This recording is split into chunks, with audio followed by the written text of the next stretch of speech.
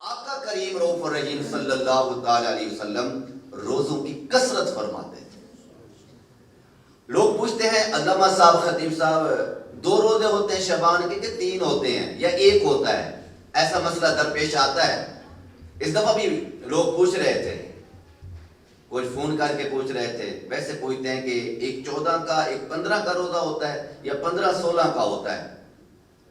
ہمارے دین نے بتایا ہے، حضرت اسامہ رضی اللہ تعالیٰ عنہ جو نبی کریم علیہ السلام کے منہ بولے بیٹے کے بیٹے ہیں،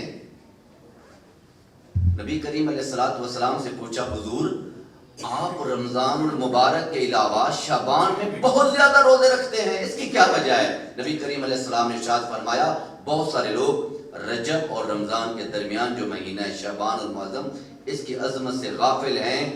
اس مہینے کے اندر انسان کا نامہ اعمال خدا کی بارگاہ میں جاتا ہے۔ میں چاہتا ہوں، میں محمد عربی صلی اللہ علیہ وسلم چاہتا ہوں، جب میرا نامہ اعمال اللہ کی بارگاہ میں پہنچے، محمد مصطفیٰ روزے سے ہو۔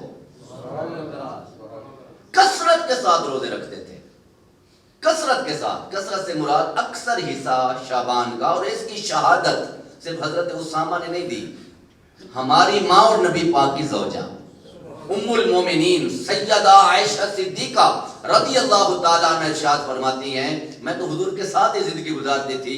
نبی پاک علیہ السلام پورے سال میں رمضان کے علاوہ جس مہینے میں زیادہ روزے رکھتے تھے وہ شعبان کا مہینہ ہوتا تھا۔